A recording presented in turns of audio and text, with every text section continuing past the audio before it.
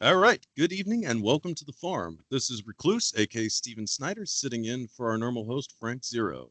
Frank is hard at work right now on any number of projects I've saddled him with, but he should be good to rejoin us next week. Fortunately, I'm being joined this evening by the great Christopher Knowles, curator of the legendary Secret Sun blog and author of such works as Our Gods Wear Spandex and The Secret History of Rock and Roll.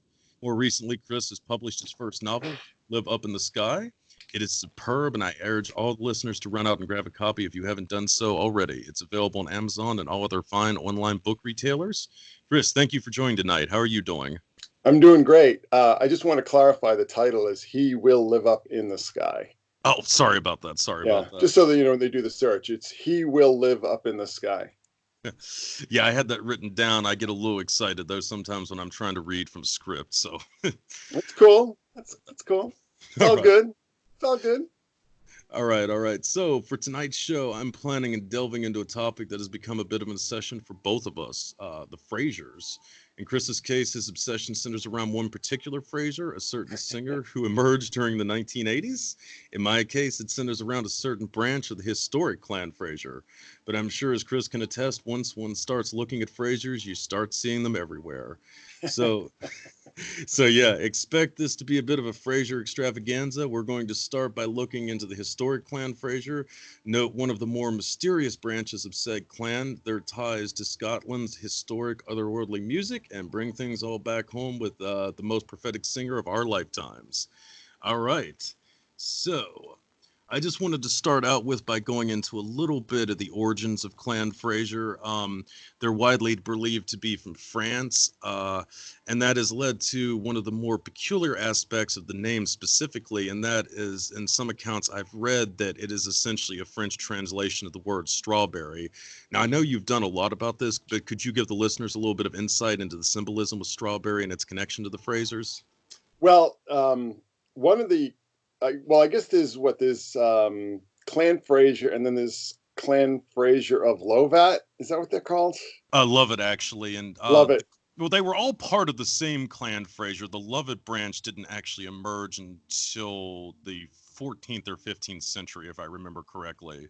Yeah. Well, one of the clans has the strawberry Yeah, on their crest, their family crest. There's been a little bit of confusion, I guess. I mean, I go with the strawberry explanation. There was some theories that it had to do with that the name is from Frisian, which I guess was a part of Germany, Frisia. Um, the Frasiers were Normans, and the Normans, as a lot of people know, have a very interesting origin in that there's a lot of disagreement of what their actual origin is.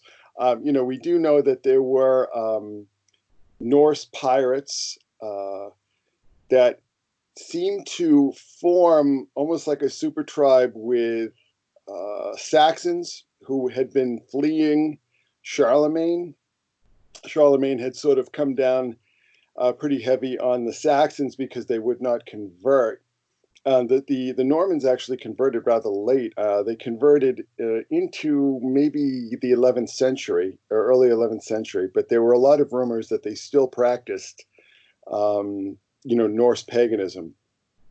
But there are a lot of interesting theories. I mean, there are a lot of interesting theories that they sort of became this catch-all for a number of different groups that had wandered into Northern Europe and been drawn into this tribe that they were essentially pirates. I mean, that's what they were. They were brigadiers, freebooters, so to speak.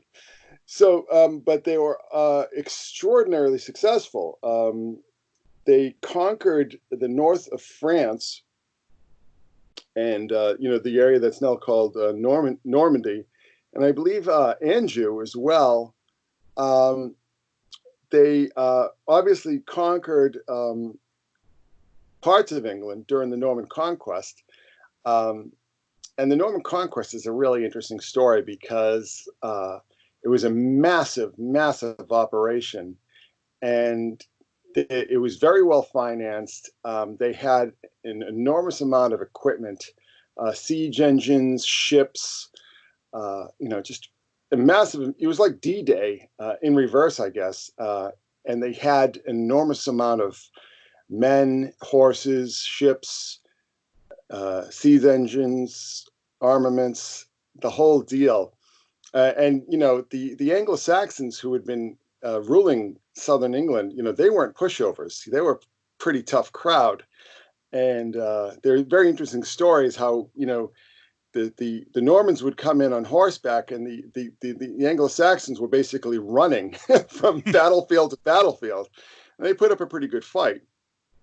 There's also confusion with the Anglo-Saxons, because the Anglo-Saxons and the Normans were not colonizing forces as we think they are. The DNA has pretty much established that the British people and the Irish people and the Scottish and the Welsh all have the same, the majority have, or the traditional peoples of those islands have pretty much the same genetic lineage, and that the Anglo-Saxons were basically, what the English would be in a country like India.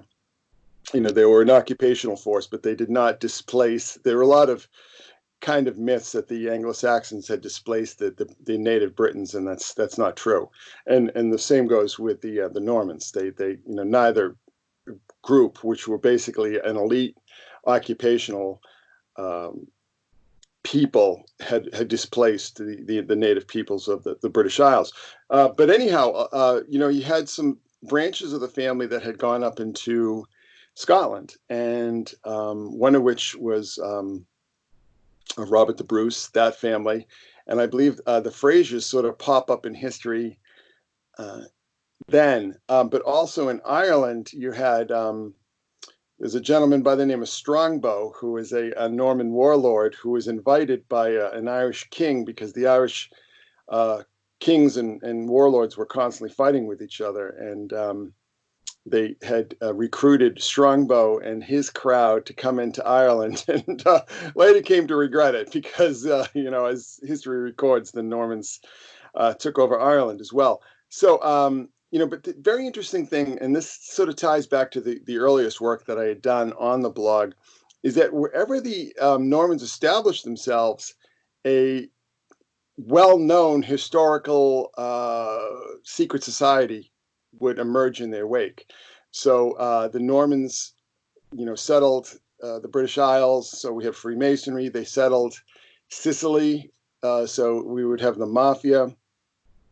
They settled Normandy and Anjou, and so we would have the Knights Templar, and even they settled. They had the Kingdom of Syria. They had a kingdom in northern Lebanon and Syria. And that's, where the assassins emerged from. So very interesting history there. And one thing that I would argue, if you look at the travels and the places that the Normans seemed especially interested in, they were, basically trying to reconstruct the Phoenician Empire. They had settled in northern Africa. They had settled in Sicily. Of course, Phoenicia itself. Correct me if I'm wrong, but they were also like distant relatives too of the so-called Byzantine Empire's personal bodyguards, right? The Bavarian Guard or something like that. Well, yeah, the Normans. Well, it's interesting too, because I've read some historians argue that the whole reason for the Crusades was to get the Normans out of Europe. No, for real. That no, I could see that, because they also were sort of infamous mercenaries essentially too, and it kind of, I think, stirred up some conflicts just to get paid in that end, essentially. Well, they started off as a pirate, a nation of pirates, and they were essentially like a giant biker gang, for lack of a better term, who caused a lot of trouble in Europe, but also, they had some conflicts with the Romans, being the Byzantines as we know them today. And the Pope at the time had basically said, we've got to do something about this. we got to get these people out of Europe. Let's send them to the Levant to reconquer Jerusalem. And, we know how that went. But if you look at the Knights Templar, for instance, I mean, the Knights Templar were very heavily Norman, and that their preceptories and their fortresses and their encampments were very heavily centered in Norman lands, in particularly in the north of France. So the Frasiers really pop up from this whole history, which is a very interesting history to pop up from. I mean, there are a lot of talk among, I guess, historical conspiracy theorists that the Normans were never really Christianized, even though they had become, great patrons of the church and had fought, were really doing the most of the fighting in the Crusades. But there are a lot of stories that the kings still practiced, the old Odinist sacrifice cults and witchcraft. So they had never really been truly converted. So the thing that's interesting about that is that you get up into Scotland, and Scotland has a very, very ancient tradition of witchcraft going back, as far as we can tell. And the Normans were great assimilators. They would move into an area, and they would basically assimilate themselves into Ireland and England and France and Sicily and even Lebanon, and parts of North Africa. They were very good at this. So they would adopt the externals of the church, the church which was basically, essentially unchallenged in the Middle Ages, but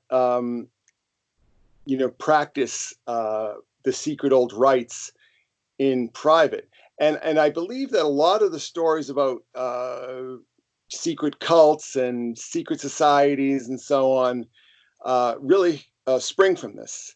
But also a lot of, these bloodline kind of stories, Merovingians and all these kind of things, I think in large part they do spring from the Normans and their travels, and the fact that they seem to have two separate identities, one, for public consumption, which would be Christian and European, and another for private affairs, where they would still very much practice the old ways, the old cult ways. So, being up in Scotland, you're very far away from the seat of the church, right? I mean, you really can't get any farther away from Rome or from Byzantium, Constantinople at that point in time, up in Scotland. So, there are a lot of great stories about the Templars when they were being harassed and persecuted by the French, that they escaped up into Scotland and fought the English. And, saying the English at that point in time is really saying the French, because, the French are basically, I mean, the rulership of England is are French speaking. A lot of them are Normans, some of them might be Franks, some of them might be, whatever. And it pretty much continues to this day, too. I find that to be one of the most bizarre things about the UK. They really haven't had self-rule since, the brief period when the Romans withdrew before the Anglo-Saxon invasion. And even then, most of the ruling houses were kind of, interrelated with the old Roman aristocracy. So, yeah, it's kind of... Well, it's another interesting thing, too, getting back to this whole parallel stream, is that the Mithraic cults were very powerful and very well established in the British Isles, particularly in that border area up near Scotland, because the Roman soldiers had they had a hell of a time keeping the Picts. There was the Scottish people, or the pre-Scottish people, were the Picts, and they were extremely violent and this is the whole area with was it Hadrian's Wall and what have you? Exactly. Hadrian's Wall, that whole thing. So you had a lot of Mithraic temples, and I believe that in many ways the Knights Templar were, very heavily Mithraic, and that, Mithraism or Mithraic cults we never really went away in that area. They sort of gave themselves a bit of a Christian gloss, but the Templars were known to have caves. There's a very famous cave called Royston Cave, where the Templars worshipped and hid during the Inquisition against them. So again, I mean, the Frasers are popping up in history during this period. I mean, they're Normans. They're coming into Scotland, which is the Wild West. You can't get any farther from the center of church power and still be in Europe at that point. Because I don't think that Scandinavia really hadn't been Christianized until much later. So you had just this very interesting mix of esoteric Christianity, leftover Mithraism, traditional witchcraft, and Norse paganism. So, this is all, this might sound a little bit, a little bit too much for some people to swallow at this point in time, but, this is really the history of Scotland. And I think that this is very much where the Frasier clan, who are very strange and esoteric clan themselves, this is the ferment that they emerge out of. Oh, absolutely. And, we're definitely going to continue with this sort of bizarre Nordic Celtic connection as the show goes on. So do keep this in mind, dear listeners. But yeah, just to add a few things to what Chris is saying, at least some of the accounts I've read actually had Clan Frasier coming from Anjou, which was right next to Normandy and Britannia, which is where some of the English had fled to after the various conquests from the Anglo-Saxons. So it's kind of right there at this sort of merging point between these kind of Celtic and Norman/Nordic cultures right there, and it was invaded by various times from both sides. So certainly you already had kind of this connection, and the longtime ruling house of there was in Gelger, I think is how it's pronounced.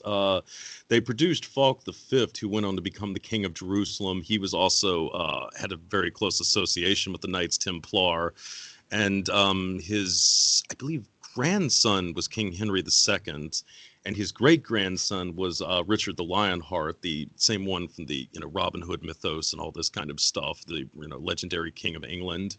So certainly this was quite a royal region to come from in the first place. And to also add into what Chris is saying about this bizarre Nordic connection here, it wasn't just the Frasers or the Bruces. Quite a few of the other really storied clans from Scotland, such as the Sinclairs and the Stuarts and the Kerrs, all had origins as well with Normandy and so forth. So you have this kind of strange kind of Celtic Nordic ancestry that had emerged in Scotland around probably the 11th, 12th century or something like that, and essentially seems to have taken over the traditional clan system there and really had become the foundation for many of the most storied clans. Certainly in the case of Clan Bruce or Clan Stuart, these were the clans that would really go on to rule Scotland until about the 17th or 18th century or something like that. Yeah. And of course, the Clan Frasier did intermarry with Clan Bruce. I do believe they intermarried with Clan Stuart at some point as well. So, I mean, the Frasers were right there in kind of this nexus, these really powerful Celtic, Nordic, dynasties that were emerging in Scotland during this time frame. So I take it then you definitely think there's a strong chance that there was a Templar presence at the Battle of Bannockburn, I believe it was. Bannockburn, yeah. I can't say for sure. I mean, but there certainly are a lot of legends, speaking to that. But it makes sense because the Templars were as we all know, they were put down by Philip the Fair, which is King Philip V of France. But a lot of their money disappeared and their ships and so on. And we do also know that a considerable contingent of Templars just went. They moved to Portugal and they became the Knights of Christ. They just changed their name, but it was the same exact organization. So but to put this into context. I mean, really, the first Frasier that really enters into history through his association with Robert the Bruce was, of course, Simon Fraser. And And that's Simon the Patriot Fraser. Just there's about 1 million Simon yeah. Frasers that have lived. So to try to help the listener keep track of all this, his nickname was the Patriot. We're going to mention a lot more Simon Frasers, I'm sure, at some point. So Yeah, and there's a Simon Fraser University in Vancouver. I'm not exactly sure which Fraser that is referring to, but he was executed in 1306, so that's just a year before the Templars were put down by Philip. So I there's a very strong argument to be made that this is all emerging from the same kind of ferment. You had a small cadre of these basically warlords. I mean, we call them bloodline royalty. That's what they became in the Middle Ages or during the Renaissance and so on. But I mean, what we're really talking about is warlords. We're talking about essentially historical biker gangs. They yes, just more had or horses. less. They had What horses instead of Harleys, right? Yes, essentially what filled the power vacuum after the Romans had departed, and yes, in many cases they were aristocracy in name only, essentially. Yeah, I mean, it was basically Mad Max without gasoline. So, it's funny how a lot of this history is kind of romanticized, but really, what you really had was just basically some pretty rough characters, rough customers, engaged in constant warfare.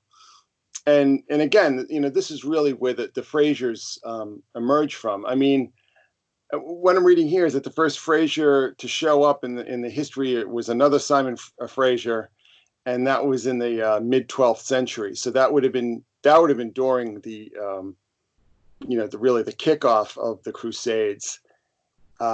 And as far as you had mentioned Anjou, I mean Anjou, and as you mentioned again, I mean Anjou had been overrun by Normans several times, and these warlords would marry each other's daughters off to form pacts and to sort of settle peace. It's kind of like it's almost sort of like what we would think of now with the modern, mafia families and kind of getting their children intermarried to avoid the mob wars essentially. Yeah, it's very similar. So the Frasers really established themselves. I mean, I would probably argue that the Frasers really established themselves through their association with Robert the Bruce. And Robert the Bruce was a Norman warlord who became King of Scotland. And we all know about what's that movie with Mel Gibson now? Oh, I'm not Mad Max. Freudian slip there. Braveheart, yes. Braveheart, so we all know those stories. Which is very interesting because you basically had, Normans fighting against Normans. It's always sort of couched in these nationalistic, ethnic terms where, you had the English fighting the Scots, but, the English and the Scots were basically the foot soldiers fighting under, again, these Norman warlords, one of which was Robert the Bruce. So I think that because of their associations with Robert the Bruce, I think that gave them a lot of, probably gave them a lot of power, gave them a lot of money, property, probably gave them some sort of aristocratic lineage paperwork, so to speak. And, and then it was pretty much on from there. And, and we, that show Outlander, you might want to get to that later, but I mean, this clan is so legendary in so many different ways that there's a television series about them, which is very, very loosely based, if at all, based in history. Yes, absolutely. Well, it kind of like is a good segue into our next topic here, because I did want to kind of get into the whole Jacobite era, and that brings up another Simon Fraser. This is Simon the Fox Fraser, the 11th Lord of Lovat. So essentially, like I was kind of saying here earlier, all of the clan Frasers were sort of connected at one point, and then gradually, as they became so powerful and influential, you had kind of these breakaway factions of it, and the Lovets were one of those. They first emerged, I think the first Lord Lovett was about the late 15th, very early 16th century, something to that effect. And by about the 18th or so, they had become extremely powerful within the Highland clan system and so forth. Simon the Fox Fraser is depicted in Outlander. I've only seen up to the second season. He's in that. He's Jamie's, I think he's the main character, Jamie Fraser's actual father or grandfather. I can't remember off the top of my head. But for those of you wondering, yes, the real Simon the Fox Fraser was every bit as sleazy as he was depicted as being in Outlander. Yeah, he was quite a fanatical womanizer, to put it mildly. Yeah, so that was actually, it's not the most historically accurate show, but they did do a pretty good job with Lord Lovett in that one. But okay, so this is something that I've been kind of bouncing some of these ideals off of my one buddy for a time, and this is a bit contradictory to some of the things you were just talking about, so just bear with me. It's just a theory, but something I've been kind of wanting to talk with somebody who's knowledgeable about Freemasonry, as you certainly are, okay? So the Scottish Rite of Freemasonry really seems to have grown out of the Jacobite movement, and specifically, this led to the connection of the Knights Templar with Freemasonry. That was first managed by, what was his name, Ramsay, Chevalier Michael Ramsay, or something like that. It came a little bit before, like I think the early 18th century, a little bit before the last major Jacobite uprising. But okay, so here's the thing, though, that's curious about the Jacobites. The Jacobites were receiving a tremendous amount of support from the papacy and the King of France, which was, at the time a firmly Catholic country, and they were essentially conspiring to put the Stuart dynasty back on the throne of England, which had also embraced Catholicism at this point in time as well. So Ramsay brings out this connection to the Templars, and up to this point in time, there had been much more of a reverence just for essentially the common man, for tradesmen and that type of thing in Freemasonry. And from there, you sort of get this, just obsession with these various chivalric orders, not just the Knights Templar, but the Knights of Malta and all these, organizations which were effectively aristocratic Catholic military orders. I mean, certainly there's ample evidence that they did have a very esoteric doctrine in their midst and so forth, but they were not unopposed to collaborating with the Pope in many circumstances. And I've always kind of suspected that the Templars tended to fall out of favor more because of the money that the papacy owed them, and the King of France, for that matter, than any real dispute over religious doctrines and so forth. So my question to you essentially is, do you think that there was something with, intrigues in terms of the Vatican trying to penetrate Freemasonry with the Scottish Rites? Well, the Scottish Rite was formed in Paris, so it isn't even necessarily Scottish. Well, I mean, it was formed, I guess, by the Jacobites that were living in exile in Paris. Yeah, exiled Jacobites. But it's so hard to say. I mean, I've heard a lot of kind of wackadoodle conspiracy theories that the Scottish Rite was a Jesuit construction, that the Jesuits had sort of created Scottish Rite Freemasonry to infiltrate York Rite Freemasonry. I mean, I'm not exactly sure. See, the problem is that all these groups, they're so schismatic, first of all, and they tend to make histories up for themselves. I think as far as the Templars are concerned, I think a lot of that, I mean, I think the Templars were pretty much, they were put down. I mean, again, you had the Knights of Christ in Portugal, who were just basically a remnant of the Templars that had become a separate organization. But as far as, the Bruce, Robert the Bruce, and the Stuarts, and so on, I think by what I guess this is what the 18th century now that we're talking about Scottish Rite Freemasonry. Yeah. I don't think that the lineage of the Templars was much more than legendary. I think that once the Templars were crushed, I'm sure you had a remnant that again would might have gone up into Scotland, other sort of northern reaches of the European Empire.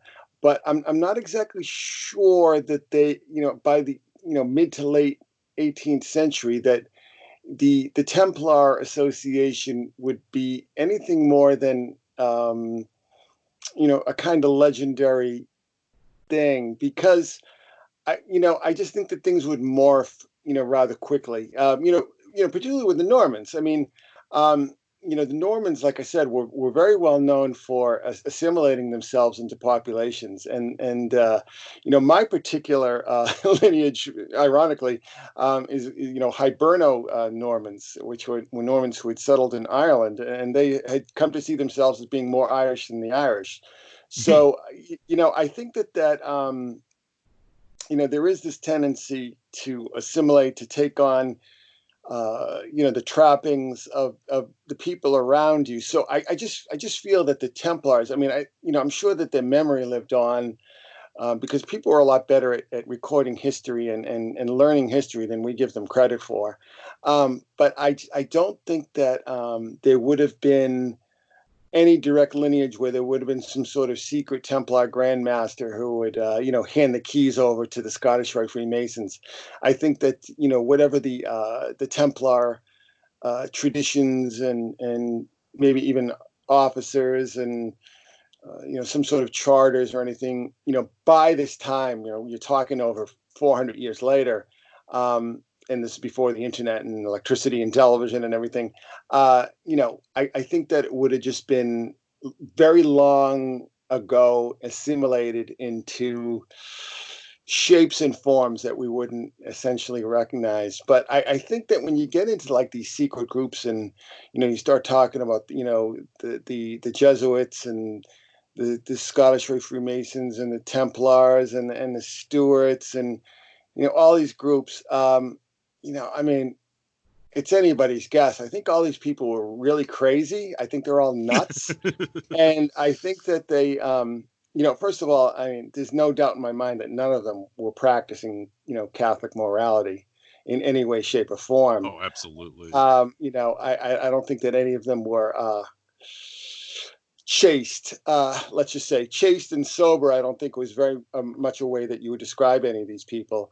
And certainly, I'm sure they would have all sorts of weird rituals and sex and, torture rooms and everything like that in private. So what I'm just trying to say is that I don't think that, these claims of lineage should be taken seriously. Well, absolutely. For me, though, it just kind of seemed really striking, the differences in this sense between the Freemasonry that emerged in continental Europe versus the kind of conventional Blue Lodge Masonry of England, which tended to be more equitarian, whereas it just seems like a lot of these continental Masonic movements really had this obsession with these aristocratic knightly orders, which really kind of seems to have flown in the face of, at least in theory, what Freemasonry was supposed to be about, so to speak. Yeah, well, I mean, you've studied this stuff, La Circula and all these kind of things. I mean, this is not ancient history by any sense of the imagination. I mean, look at this weird SOST, the Sovereign Order of the Solar Temple. Yes, yes. You know what I mean? And then that group came along with the Mambro and all these people, the Order of the Solar Temple, and they were sort of murdered en masse. I've seen some really interesting things, some documentaries, talking about the solar temple and the connections to, extreme right elements in France and in Switzerland. Some very interesting and strange theories. And of course, you had, we discussed before with Holy Blood, Holy Grail, Badgen and Lee, and Henry Lincoln. And then they had written another book. The sequel to that book was The Messianic Legacy, which is even more explicit and even more, into this whole mythology of aristocratic, godly aristocrats who may be like semi-divine beings or something.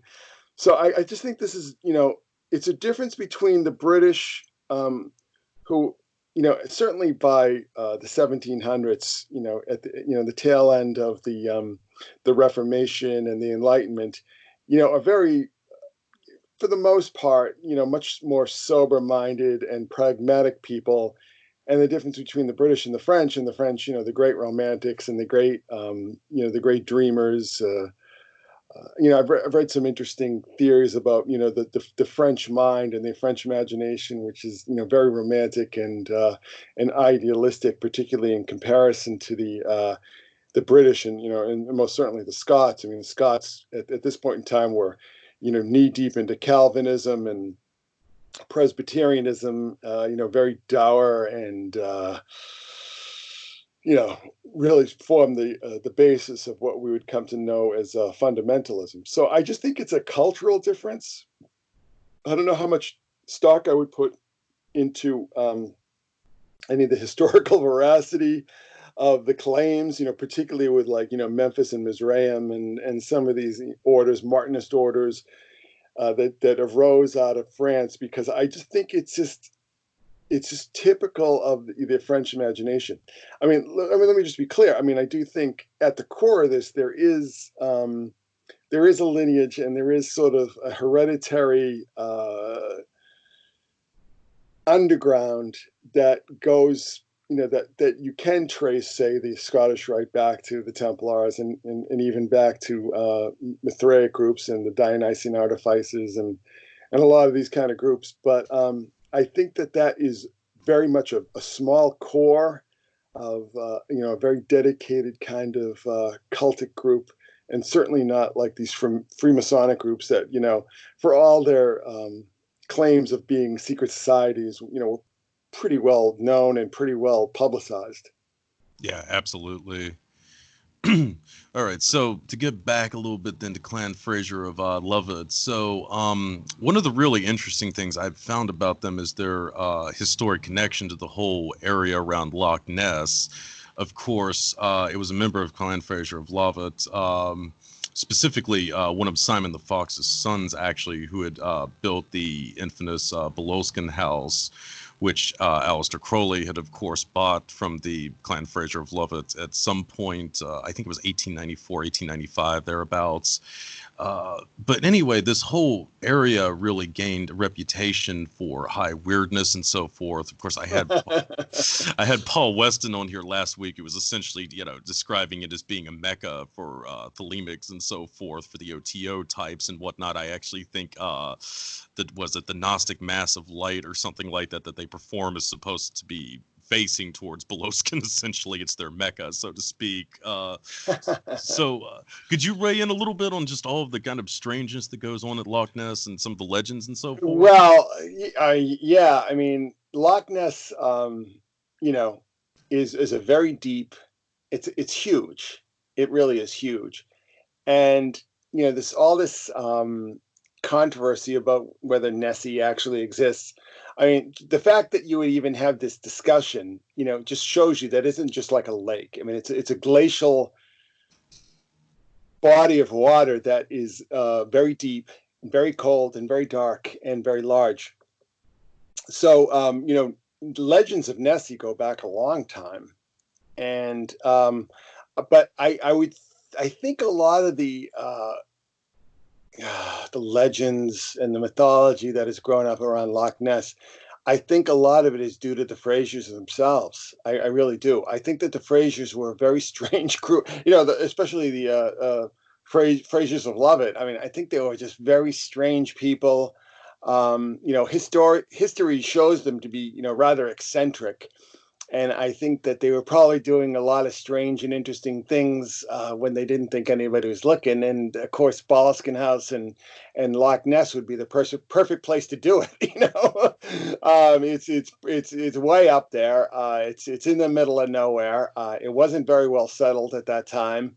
You could probably just do whatever the hell you wanted up there, and nobody would even notice. So I do think that the presence of that branch of the Fraser clan is the origin of it. Of course, it could tie back much earlier, and of course, you have this attachment, bodies of water certainly, and certain geographic features that can give you a very powerful kind of, I don't want to say supernatural, because I think it's natural. It's just not what we think of natural. We might see it as supernatural, from our 21st century standpoint, but it is a feature of nature. But the fairy faith was obviously very strong up there, and the fairy faith was taken very seriously by particularly in the Highland Scots up until not that long ago. I mean, the whole idea of the gentry and the good folk and all these kind of beings that were said to be very common up there. That book, The Secret Commonwealth, which was written in the late 19th century. So there's a lot of weirdness, but I think, again, I think that the more esoteric and cultic aspect of this might be because of this very strange family. Well, that brings up an interesting segue into the next topic I wanted to get into. All right, so I've got to digress here a little bit to give the listeners here a little bit of background on this. As Chris knows, I am quite obsessed with a certain type of music that here in the States is referred to as child ballads. They're not ballads for children, at least hopefully not, because they're quite morbid, but they're so named because they were collected by a Harvard professor towards the end of the late 19th century named Francis Child, and they essentially are the traditional folk music, at least that's one of the theories I should say, of England and Scotland. Now, specifically, there is something very unique about the Scottish ballads that is not really very characteristic of their counterparts from England, and that is just the really obsession with otherworldly figures and the supernatural and so forth. I mean, a more conventional ballad, from like the English countries would be more what we would think of as murder ballads, things like Huey Graham and this type of thing. They were rather raunchy numbers that, you could sing around at the pub and, kind of delight in aristocrats being humiliated and so forth. And there was a much deeper seriousness to the Scottish ballads. They dealt with a lot of, what we would, or in that era would have been referred to as weird topics, witchcraft, the fae, all this type of stuff. And they were unique not just to Scotland, but really to most of Europe as a whole, with the exception of the Nordic countries.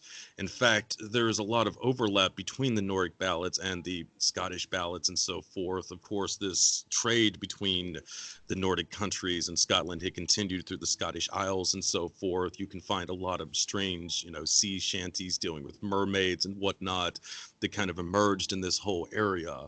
But anyway, to get back to the point I was trying to make here, one of the most noteworthy collectors of these ballads, especially the supernatural themed ones, was a woman named Anne Gordon, who to posterity is often referred to as Mrs. Brown of Falkland. This is what Child referred to her as, and several other collectors of Scottish ballads. She was said to have just a phenomenal collection of ballads. She was born around 1747 and alleged that she had heard the ballads from her mother, her nursemaid, and a few other, I think her aunt or something to that effect, though later her father would claim that he had no memory of ever hearing any of these ballads. So it is a bit of a mystery where she heard from them. But anyway, her father was a professor at what would now be known as the University of, what was it? Aberdeen, yes, Aberdeen, which was also really a major, pinnacle of the Scottish Enlightenment that started to unfold around the end of the 18th century and so forth. So he started hearing his, daughter's these strange ballads that she was singing, and he would talk to some of his colleagues at Aberdeen about them. And one individual who was especially interested in them was a man named William Tyler.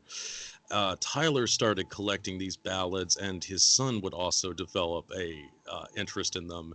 His son's name was Alexander Fraser Tyler. And as far as I can tell, the Tyler family did not have any Fraser ancestry until Alexander married a woman named Anne Fraser. And Anne Fraser was a descendant of the Clan Fraser of Lovat. Specifically, her lineage went back to the very first Lord of Lovat, I believe Hugh Fraser, via his third or fourth son or something to that effect.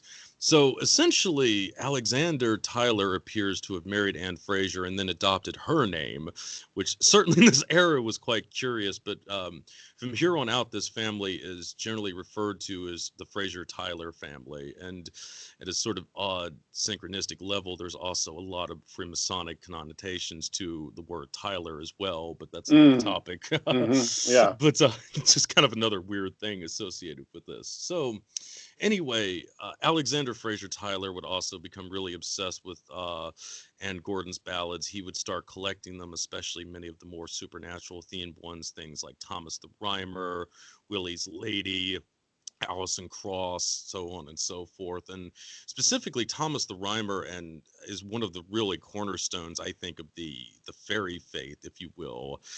It's one of the two major depictions in balladry that goes into the Queen of Elfland, the fairy queen, so to speak, along with Tamlin. And it's just a really remarkable piece of music, and it almost surely was not written by the common people. It's a very epic poem, essentially. I don't really want to belabor the point, but it was definitely not something that had been written by an uneducated person. Let's just leave it at that.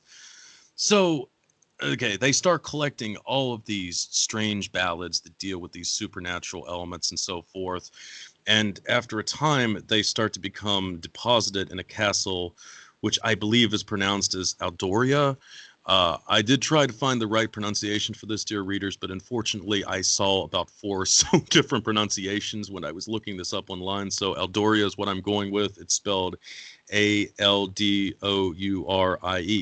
for those of you keeping track. So Aldoria was located on Loch Ness. Specifically, it was about 12 miles from Boleskine, and Crowley mentioned in his autobiography that one of his closest neighbors, in addition to Lord Lovett, was a Mrs. Fraser Tyler. So it certainly seems that Crowley was aware of this family, and he was near this castle that had become the repository of just all of these bizarre supernatural ballads, these ballads with these Celtic, Nordic heritage to them.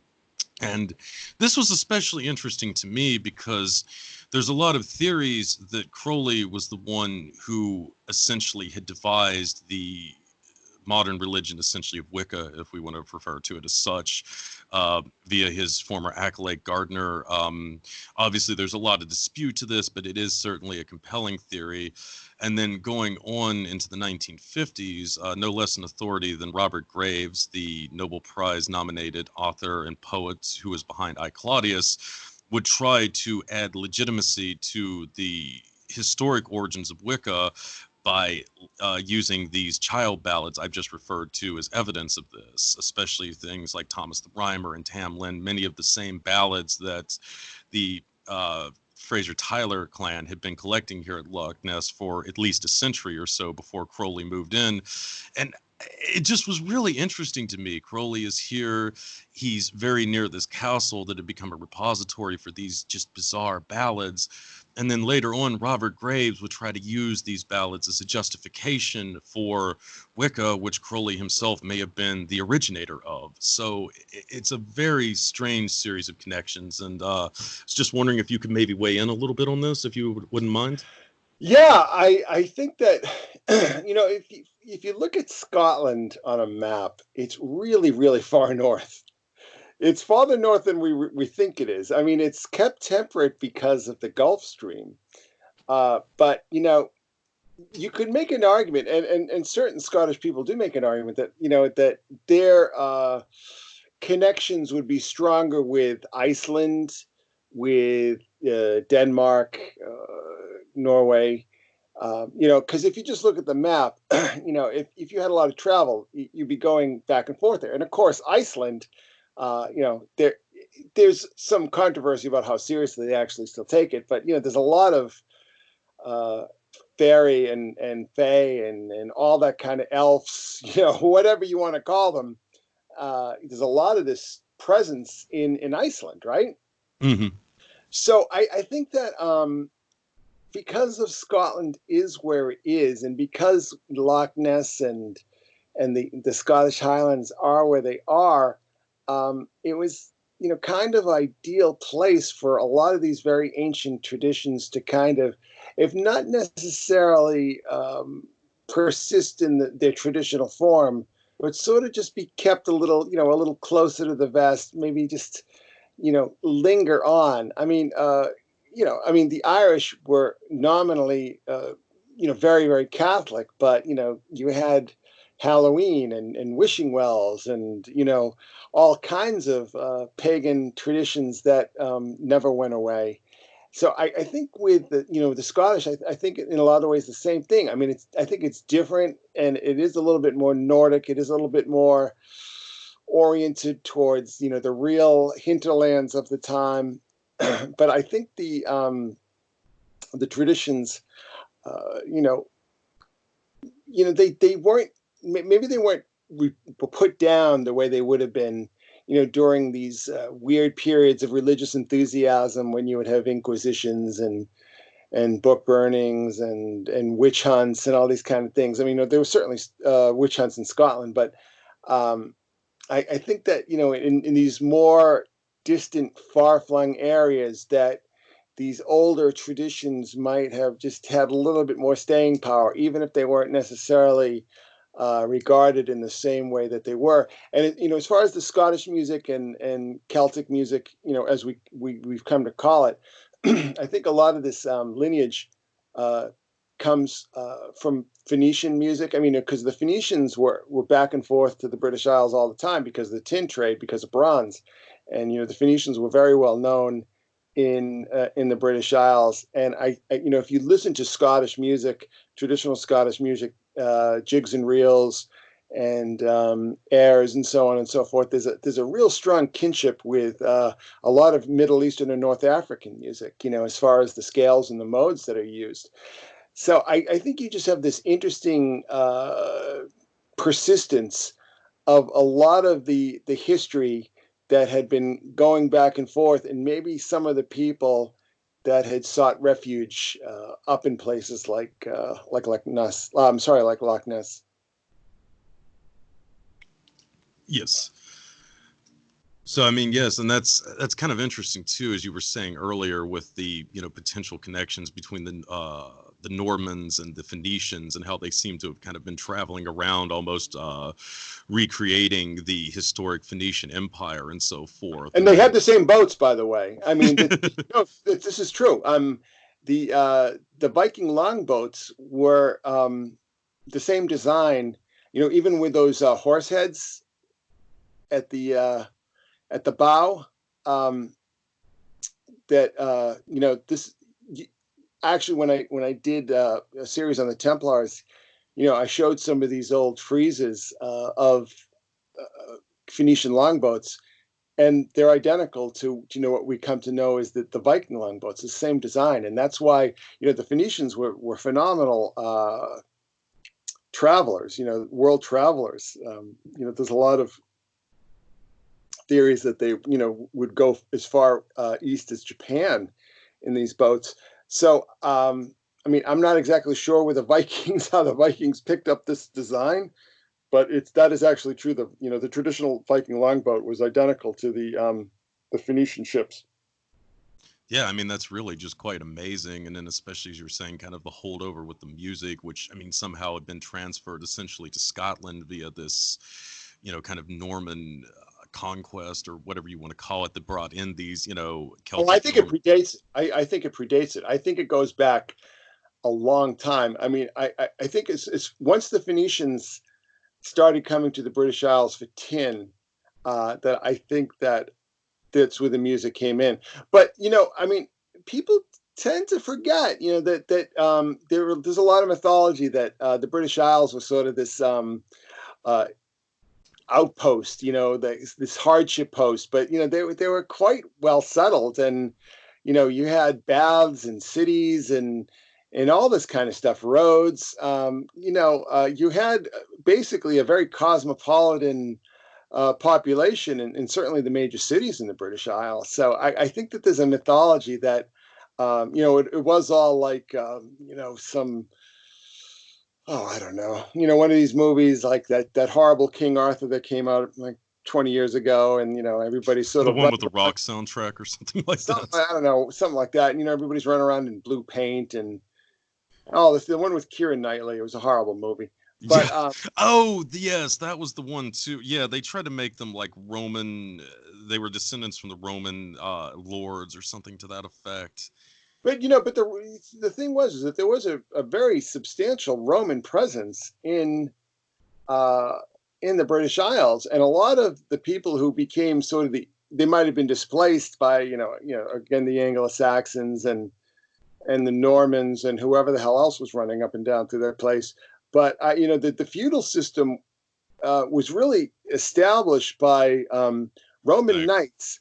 Roman knights who basically, when the empire, certainly the Western Empire, started getting real crazy, and you just had all these barbarian invasions running back and forth, and then you had the plagues, like the Justinian plague. I mean, things got real nasty, and then you had the encroachment of the Turks and Islam up into Europe. That the feudal system, as we understand it, is that these Roman knights would be given land grants by the government. That would be their like retirement. They would go retire up in wherever, Bath or Essex or Wessex or whoever, you name it, and they would build castles, and then they would have land tenants that would work their farms for them. So I mean, that's really the origin of that. It's really what the Roman Empire kind of evolved into, and then it became a thing unto itself. But the Romans had substantial presence in England and Scotland and Ireland, and they built a lot of stuff there. They built roads and cities and all, and everything. Yeah, absolutely. What I'm just saying is that it wasn't like primeval forest, as some some of these bad King Arthur movies would argue. It wasn't just the Wild West, so to speak. It was certainly London. I mean, London is a very old city. Londinium, and Londinium is it was a Roman settlement. So I think that there's some history there that goes back a long way. So the point I'm trying to make here is that the music that would come in from North Africa and the Eastern Mediterranean, maybe even from the Caucasus and the Urals, influences from Eastern European music. It has a very long history. The thing I'm always trying to argue is that people have been moving around forever. People have been trading and immigrating and traveling around as it wasn't as easy as it is now, but people have always done it. Yeah, absolutely. And they brought their music with them. No, absolutely. I mean, and that's, especially of course in this whole era before, electricity, before radios and what have you. I mean, that was really a major source of household entertainment. You gathered around the harp or whatever the case it might have been at this particular time. And I mean, basically families sang songs and played songs together and so forth. So yeah, I mean, that's a very... You also had the troubadours too. I mean, yes, the minstrels, the bards. Yes. You basically had musicians traveling touring. You had musicians on tour. I mean, but it's true. You had these troubadours that would travel from town to town, to village, and they would set up in the town square and put a hat out and sing songs and have sex with the local girls and then get out of Dodge before their fathers found out. So yeah, the externals have changed, but the rest of it hasn't. Absolutely. And that kind of brings me up to the last little bit here, kind of getting in here to Elizabeth Fraser and, potentially her lineage as being a part of this Scottish tradition that we've been talking about. And this is something I've been kind of thinking about just looking at some of the syncs I had noticed, kind of going through these Scottish ballads. For instance, back in, I think, the 18th century or something like that, a lot of them were sold together in broadsheets, and the bundles that they came in were actually referred to as garlands. And of course, I thought you'd like that. And then, of course, one of the songs I mentioned previously, Thomas the Rhymer, the figure that this song was based around, True Thomas, actually was a real figure. We have historical records of him, and he has a reputation as being something of the Nostradamus, if you will, of Scotland. His prophecies were still consulted all the way up until the middle of the 18th century, when the Jacobite rebellions were finally put down. But in the kind of myth that was built up in the song Thomas the Rhymer, essentially he gained the powers of prophecy by doing 7 years of service for the Queen of Elfame. It's really quite a strange journey that he goes through, but certainly definitely a venture into the other world, so to speak. But yeah, that's how far back this stuff goes. I mean, I've been talking about Elizabeth Fraser since I started the blog, but and for a lot of people, it's just like, what is he talking about? Where is this coming from? But where it's coming from is that it's coming from the tradition of that part of the world. Like you said, going back a long time. Thomas the Rhymer being basically alien abducted, right? Yes, I was kind of going with that. I mean, that's by, really by the Queen of Elfland and returning with the gift of prophecy. I think Jack Valet, when he wrote Passport to Magonia, he got it. I don't know if he got into Thomas the Rhymer, but he might have. This stuff goes back a long time. The whole thing with the fairy rings. These young men who would be traveling, and the fairies would be doing a dance in the middle of the forest, and if they had, allowed themselves to be, brought into the dance, they would be entranced forever. And men being called into to their deaths in lakes and in rivers by the Kelpie. The Kelpie being the siren of Scotland, the shapeshifter that could shapeshift into a horse. And one thing that I never tired of pointing out is that there are twin Kelpies in Grangemouth, which is where Elizabeth Fraser and the Cocteau Twins spring from. I'm not exactly sure why they're in Grangemouth, because I'm not exactly sure what the connection is with this grim, gritty industrial port city and this rural mythology. But there's mythology of mermaids in these Scottish islands. I mean, it goes back just forever. There's the banshees. I mean, on and on and on. All these figures, these magical figures, many of which center on music and song and prophecy. That it's all just it's all part of the same package, really. Absolutely. And I mean, it really seems like that the ballad was the preferred method, probably for a variety of reasons, to, kind of transfer this, kind of folk knowledge, if you will, down from generation to generation. And I mean, certainly when you look at this stuff, like you're saying, I mean, like with, the two kind of signature ballads featuring the Queen of Elfame, Thomas the Rhymer, and Tamlin, they both essentially, revolve around an abduction. Thomas is abducted, Tamlin is also abducted, though Tamlin does not necessarily turn out quite as well as Thomas does. He essentially is meant to be sacrificed as a tithe to hell after 7 years of service to the Queen of Elfin.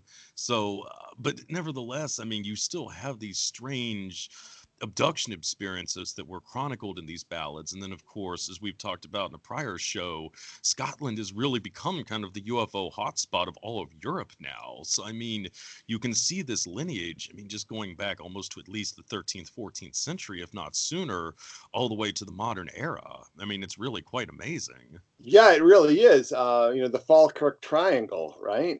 There's that whole area, Stirlingshire, where there's this triangle that is supposed to be, the busiest UFO spaceport in Europe, and some, I think the locals claim the busiest UFO hotspot in the world.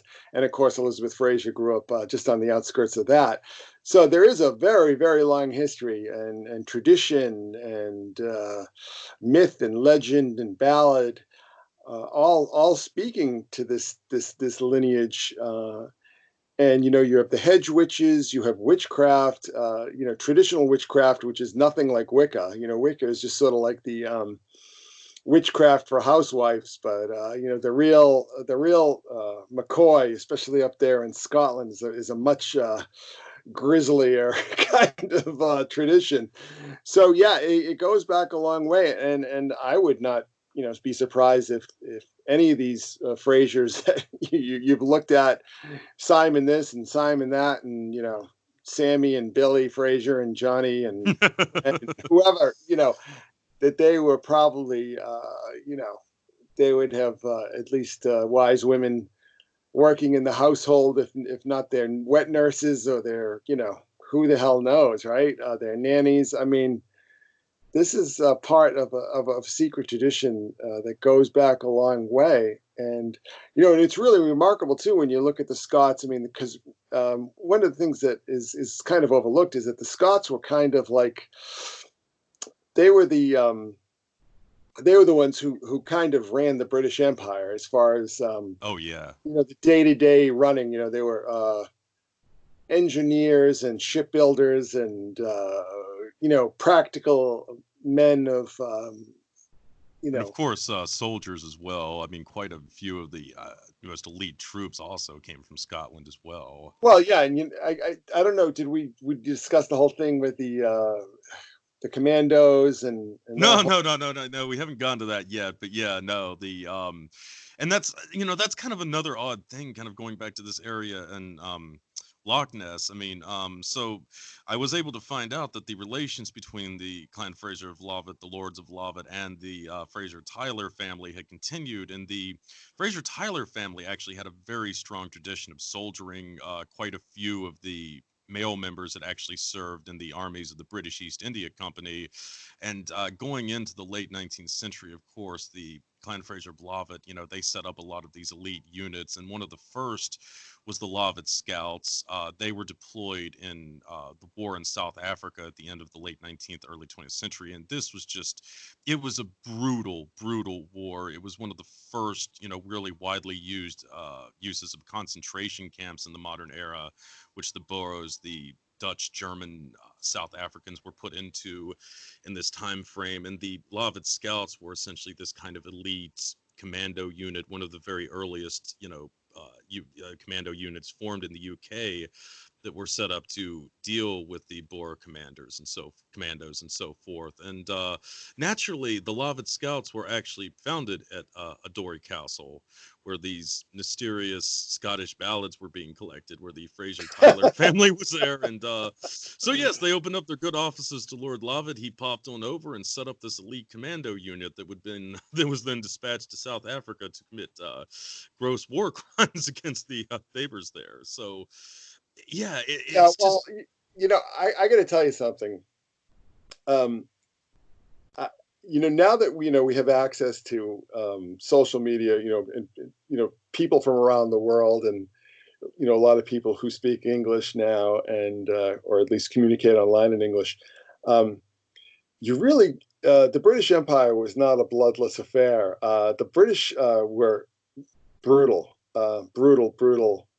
occupiers, and we have this sort of lionization of Winston Churchill, because of World War II. I mean, Winston Churchill, when he was a imperial governor was a vicious, brutal dictator and a man who enjoyed slaughtering people. I mean, he was not a good guy. Winston Churchill was nobody to look up to. He was a bloodthirsty proconsul for the British Empire, which was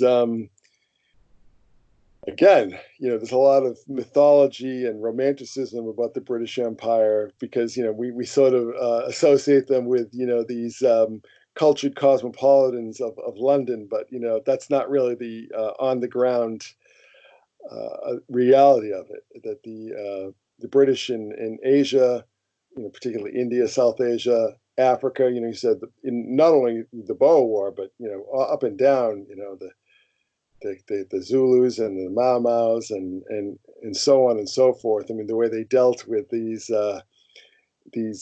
native uprisings was really rather shockingly brutal. And they were not, in particular, of course, Ireland, with Cromwell and that crowd. The British, were as close to Nazis in their in many of their imperial doings as the Nazis themselves were. They were a very harsh and ruthless occupational empire, and not this the sort of tea and crumpets, Alistair Cook mythology that we kind of we see. Absolutely. And I mean, beyond this too, they were really the ones who had devised the modern doctrine of counterinsurgency. And counterinsurgency is just an absolutely brutal program devised to put down native peoples to make rooms for colonialism and so forth. And this was really adopted wholesale by the United States going into the Cold War. And to see how this was sort of manifested, you just need to look at something like the Phoenix program. I mean, the Phoenix program was absolutely based upon the counterinsurgency doctrines of Sir Richard Thompson and some of also the French specialists as well, who in turn had largely learned their trade from the British. And a lot of this grew out of these just brutal colonial wars that you're talking about, and just all the different methods that the British had developed over the years to suppress the different aspirations for freedom of various people. And it was very elaborate. I mean, of course, when we generally think of counterinsurgency, we usually think of just sending commandos in there to assassinate the leaders of some rebel group or something. But it also heavily incorporated psychological warfare, which is one of the reasons why to this day, when you look at Fort Bragg, where we train most of our elite forces, the Delta Force, the Green Berets, all that type of stuff, they've also got the JFK Special Warfare School or something there, which is the Army's special training school for psychological warfare. This was a big part of the British method, and it was something that was wholesale adapted by the United States as we essentially replaced the British as an empire. And that kind of brings up to one last little segue here, dealing with Clan Fraser of Lovat. So, I believe it was the 16th Lord of Lovat was the one who really set up a lot of these commando schools in Scotland during the Second World War, along with several of his relations, specifically Sir David Stirling. Sir David Stirling's mother had been a member of Clan Fraser of Lovat. I can't remember now. I think she was the daughter of the 14th Lord of Lovat or something to that effect. But anyway, so these guys were all part of Clan Fraser. Stirling would go on to create the Special Air Services. And then going into the 50s, of course, the British were absolutely humiliated by the Suez Crisis, where essentially they and the French and the Israelis had invaded Egypt, and they were making great progress, and the Americans basically cut off the funding and forced the British to withdraw. It was Eisenhower. Yeah, Eisenhower. Yeah. It was that was Eisenhower. Yes. That was him saying, because I think he went over the the recommendations of a lot of his staff even. Yeah. Well, I mean, there was a lot of, of course, the the British had thoroughly compromised our intelligence community going back to the Second World War, but I don't want to digress too much. But so anyway, the British were humiliated in this, and there was this general perception that the UK was no longer capable of acting on their own without American dollars and American support behind them. And this definitely outraged several prevailing members of the Tory establishment, and Sterling was one of them, and another big guy was Lord Julian Amery. If you've ever read my blog, I've written quite a bit about Amery, and he's going to be a pretty central figure in my book on Epstein as well. But Amery and Sterling essentially devised a scheme to continue British influence in the post-Suez world. And their basic method was essentially to use these elite SAS men as mercenaries and to sell prevailing governments arms and these mercenaries, and then get third parties essentially to fund everything. And the first place they unfolded this scheme was in Yemen in the early 60s, and this was essentially their payback to Nasser. Sterling rounded up all of these special air services men. They got the Saudis to fund everything, and they went there with these elite soldiers and their arms, and they plunged Nasser's forces into just brutal guerrilla war. And when it was all said and done, I mean, I think Nasser had lost something like 10 to 15,000 troops or something in this conflict, which went on only, I think, for 5 or 6 years. It was just horrendous casualties for a nation the size of Egypt. And it just thoroughly bled them. This really, I think, laid the foundation for how the Israelis were so easily able to defeat Nasser in the 7 Days War a couple of years later. But so Clan Fraser of Lovat was essentially the one who really set up this system of private military companies, which have been used ever since to maintain British influence across the world. David Sterling himself was the one who was generally credited with founding the first modern private military company, an outfit that was known as Watchguard International. He would later set up KAS International in the 1980s, which was another one that, just wreaked havoc on Africa. One of the men who worked for him in CAS was a guy named Simon Mann, who would go on to become one of the major figures in setting up executive outcomes in the early 90s. And that's kind of illustrative of how the British continued to maintain their imperial influence years after it theoretically had, disintegrated. Essentially, there were 2 big guys in the UK who were involved with executive outcome, which was primarily a South African venture. One was Mann, the other one was a guy named Tony Buckingham. Both of them were veterans. Buckingham was probably Special Boat Services. Simon Mann had been in the Scots Guard, and then also the Special Air Services. So Buckingham also owned an oil company. I think it was called Heritage, and he also mined for minerals and whatnot. And essentially what he would do is he would look at these African countries that had natural resources that the British were interested in. He would pick a rebel faction that he thought would be the easiest to negotiate with, and he'd show up and say, well, I'd like to purchase the rights to the diamonds or whatever you got in this country. And rebel faction would say, oh, well, that would be wonderful. But unfortunately, we don't control that section of our country. It's controlled by this other faction. Well, says Buckingham, it's no problem. I happen to also own a private military company, and I'm sure I could come up with some troops for you that could drive these rascals out for you. Oh, well, that would be wonderful, but we don't have the money for the mercenaries that you're offering us. So then Buckingham essentially says, well, you just sell me the mineral rights then. I'll give you the mercenaries, we'll drive them out, and then I'll own the mineral rights, and you can keep the mercenaries on to essentially guard the areas there so you can get your cut from it.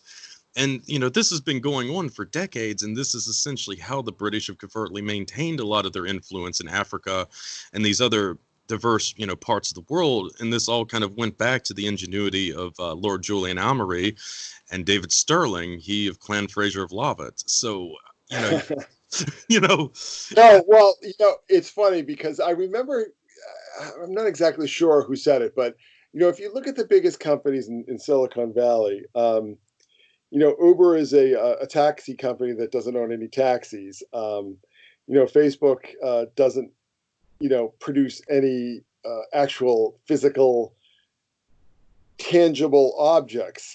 They just control data.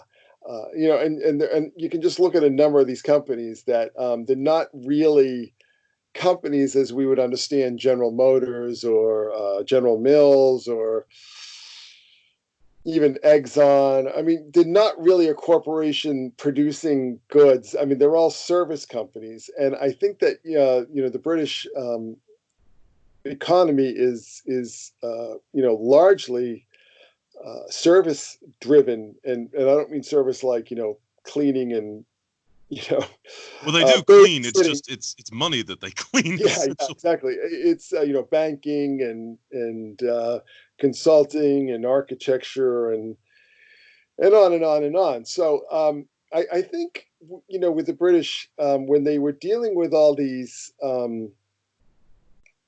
uprisings across the world, starting with the Easter Rebellion in Ireland in 1921, or I'm sorry, in the teens, during while the British were sort of distracted by World War One, and going on up into the 50s.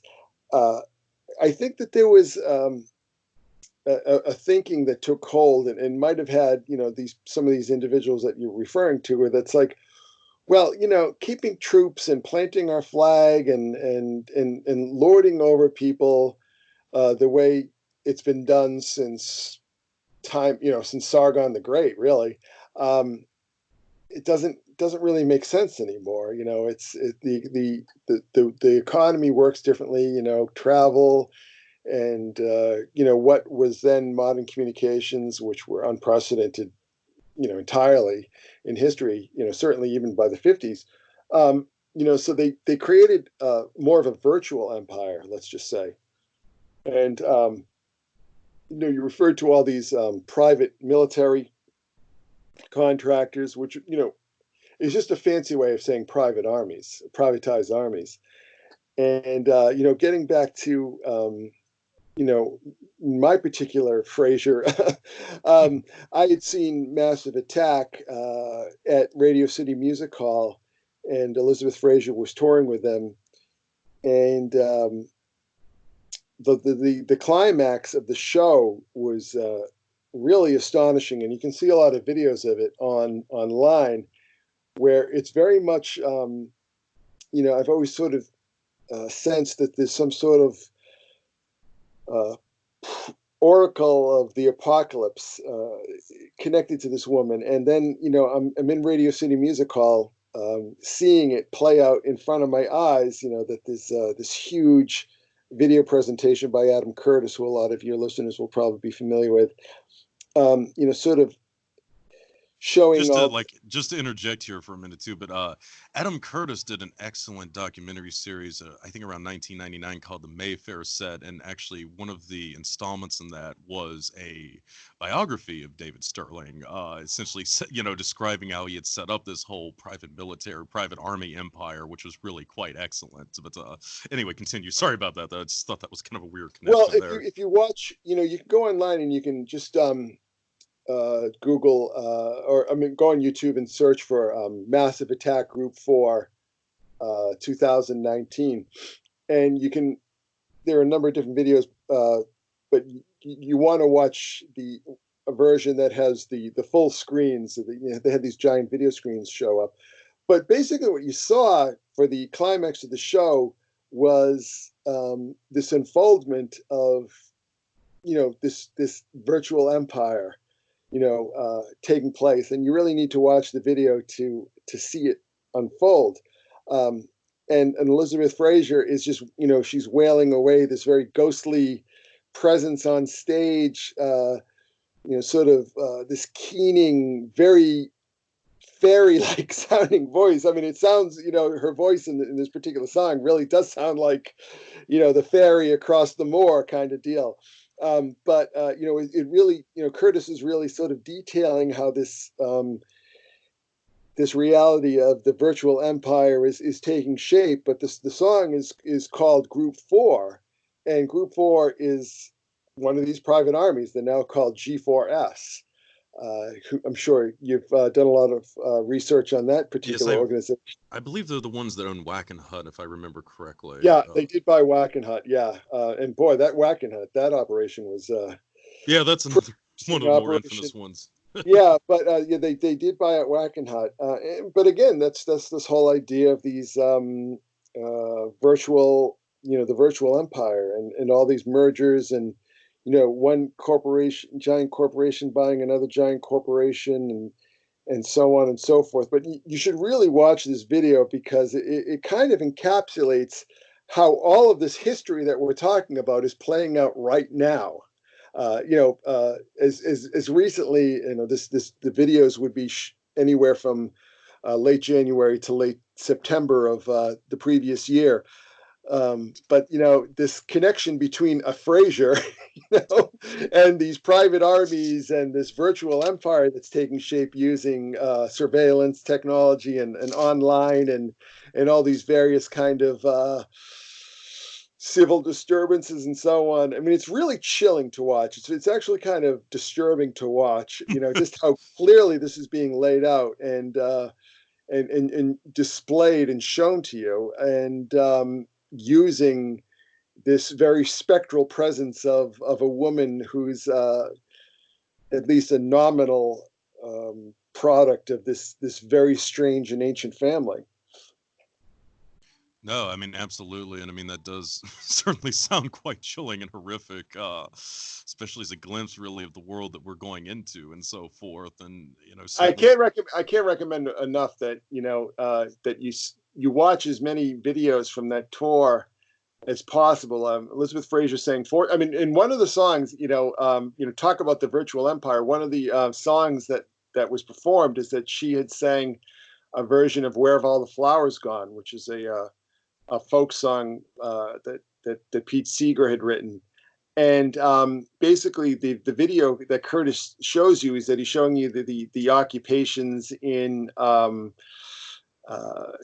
Iraq and Afghanistan, and showing how the Afghanistan occupation is really about facilitating control of the opium poppies. And how that's manifested itself through, because the next song after that, this "Where Have All the Flowers Gone," it has a double meaning. It's, the figurative meaning of, these young men that have fallen in battle, which was the original meaning of the song. But, Curtis is showing you it's like the opium poppy flowers, Yeah. Where have they all gone? Well, the next song you find out where they've all gone. They've gone into fentanyl and Vicodin and Percocet and, Dilaudid and, on and on and on. It's really a very shocking and very confrontational show. And if you're at all familiar with parapolitics, it's really going to make you sit up and notice. Well, absolutely. I mean, especially with all the other, I'm kind of thinking specifically of Brexit kind of playing out in the backdrop of all of this too, which, getting the UK out of the EU, I think is potentially a precursor to finally kind of cementing this, long dreamed of kind of Anglo-American empire or something to that effect. Of course, it's going to be initiated probably by a massive trade deal between the US and the UK in the coming months. But yeah, it definitely has some very sinister potential to where it could be going in the coming years, especially as the US's, ability to actually be the global policeman wanes. It's going to need additional support. And certainly the British are quite knowledgeable on how to continue these clandestine virtual empires that you've just been describing. Yeah, well, I'm not exactly sure if that's anything but sort of a formality. The British were never really sold on the European project, and really the engine room for the European project is Deutsche Bank, and Deutsche Bank is very, very shaky. Yeah. And the way Germany and France have run the European project was not in any way, shape, or form this whole egalitarian, one for all for one kind of loosey goosey, happy, shiny reality compared to the propaganda that sold everyone on this project. I mean, just look no further than Spain and Italy and Greece. The southern countries of Europe that have been just beaten to hell by this axis of Paris and Berlin. Oh, absolutely. And I mean, really, after de Gaulle came to power in France in the 60s, I mean, it really did become the push for the European Union, really did become essentially a means to, preserve the power of the French Empire, which was also waning at the time. And of course, the Germans found this quite. France is France is very, very powerful. We tend to look at everything in context of the superpower, comparing it to the United States or to China. I mean, France is a very rich and powerful country, and they have an extraordinarily capable military. That's something, there's the whole thing, the cheese eating surrender monkeys and so on and so forth, because they wouldn't get involved in this whole Iraq boondoggle, which I think it showed how bit of wisdom on their part. Yeah, they're wise and pragmatic, not to get involved in that clusterfuck. So I think that but no, they're very they're not a pushover country by any sense of the of the imagination. I think that there are a lot of very silly stereotypes that persist in the United States that really don't have anything to do with the reality of it. I mean, Germany's got a lot of issues as far as extremely low birth rates and aging population, and but they also, I mean, the Germans are very good at making things. They have an excellent manufacturing economy, and unfortunately, their banking economy isn't as, or the banking sector isn't as efficient and well run as their outstanding world-class manufacturing sector. Yeah, well, I mean, there's been some speculation as well that, I mean, a big part of the UK's, sudden obsession with getting out of the EU really had to do with the new banking regulations that had been passed, really, that were being pushed by the French and the Germans. And this would have potentially really exposed Britain's massive offshoring banking sector. I think it was also kind of a bit of an attempt to maybe try to break the British power once and for all in the EU. And the British were like, nope, we're getting out of here now. It's no accident that Jeffrey Epstein was set up in the Virgin Islands. No, none at all. The Caribbean, the Caymans, Bahamas, it's just one tax haven after another. And I think that, the fact that Epstein had set up, with his relationship with the Mossad and Mossad's relationship with British intelligence and, of course, the CIA. I mean, it's all one big happy family, and it's all very much tied into this banking piracy industry, of offshore banks and tax havens and tax shelters and so on and so forth. So, this is where we start getting into real politic, where it's the ideology and the parties and all this other complete and total nonsense that people think is actually important.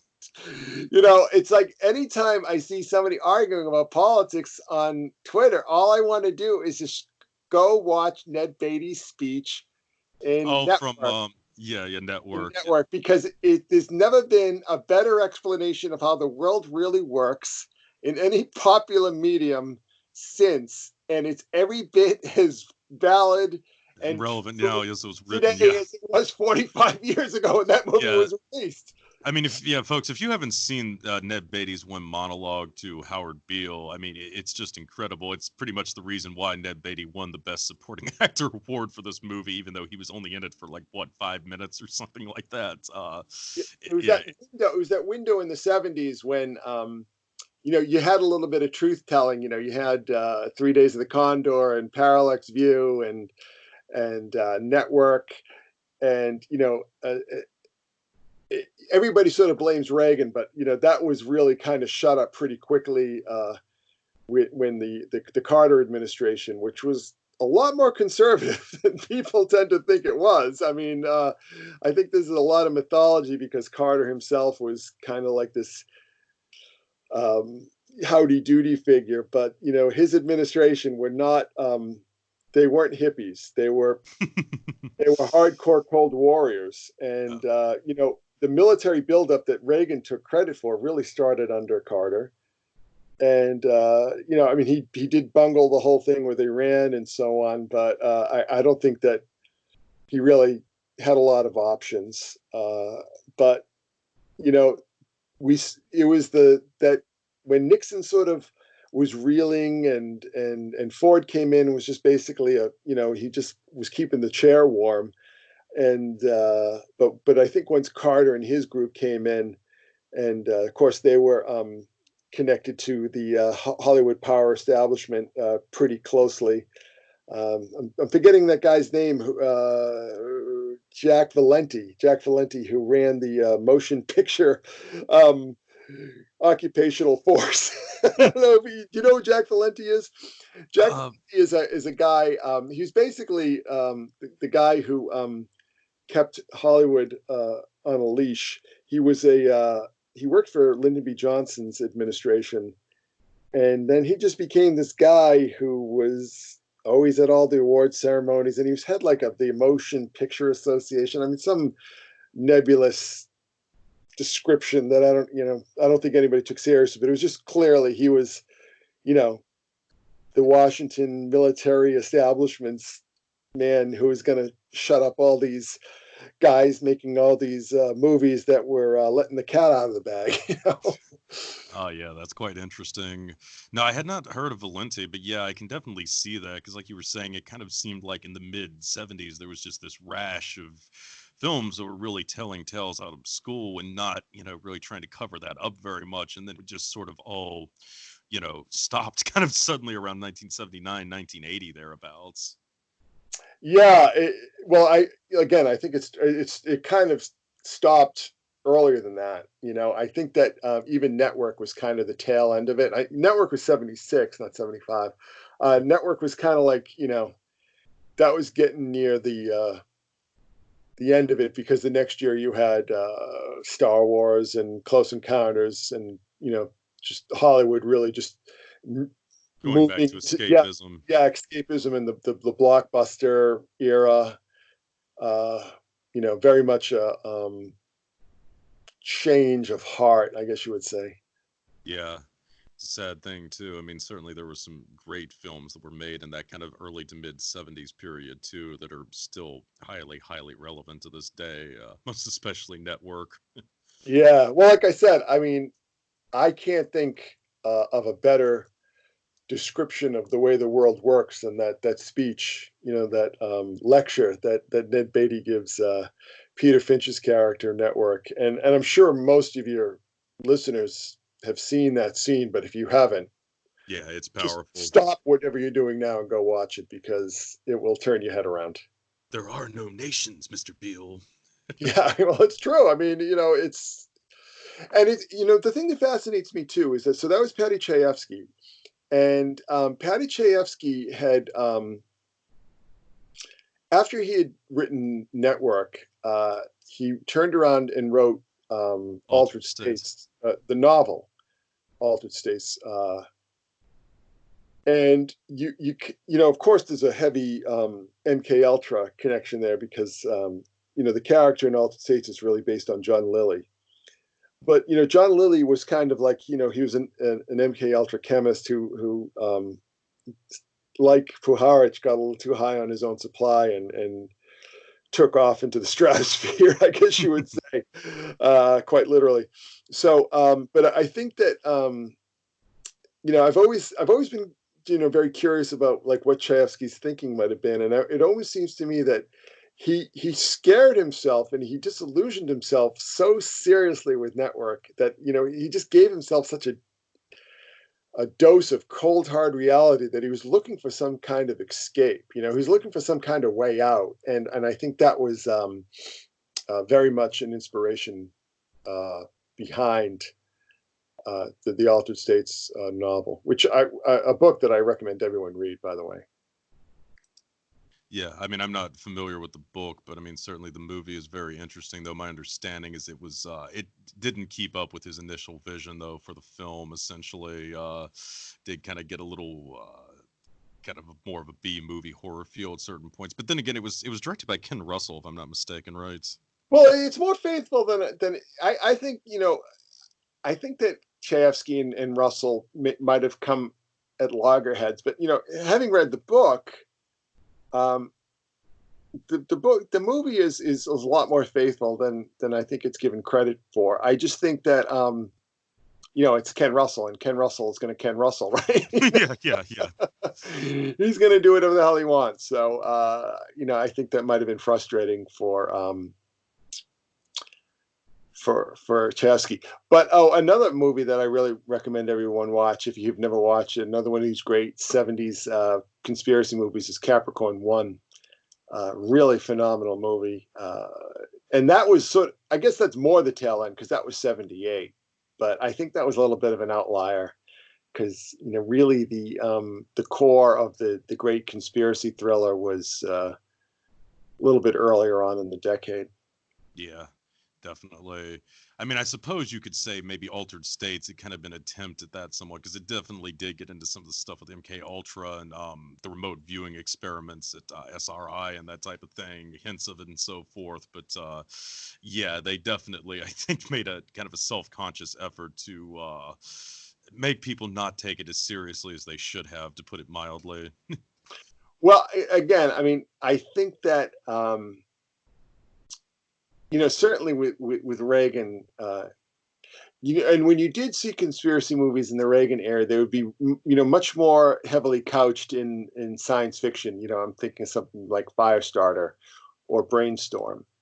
So there is more that traditional kind of conspiracy flavor, but it's wrapped in in this escapist package that is not going to upset the establishment, I guess you would say. Yeah, no, I could totally see that. Well, all right, Chris, did you have anything else to add? Go watch that scene. Just go to Def YouTube. Network. Go just do it if you haven't. Maybe a lot of your listeners have already seen it, but just do a search on Ned Beatty Network. Should be the first thing that comes up, I'm guessing. Yeah. If you don't do it if you're already given to fits of extreme paranoia, and yeah, I mean, as far as this connection, so we've talked about a lot of history and in some cases, ancient history, right? If you want to just see how well this is playing out in the world, go back to YouTube again and just do a search on Massive Attack Group 4, Elizabeth Fraser 2019, whatever. If you just do Massive Attack Group 4 live, you'll see a number of results come up, and just pay very close attention to the video presentations because anyone interested in parapolitics is going to have their eyes opened, I think. I'm certainly sure they will. All right, Chris. Well, again, thanks so much for coming on. It's always a pleasure to have you on. Oh, my pleasure, Stephen. All right, guys. Well, hopefully we will. Well, we should be back next week anyway. I don't really see any reason why we won't. And I should theoretically have Frank with me at that point in time, so you all won't have to deal with just me hosting this thing. All right. Well, we're going to sign off from now. And again, thank you so much, Chris. And to all the listeners out there, thank you for tuning in. Till next time.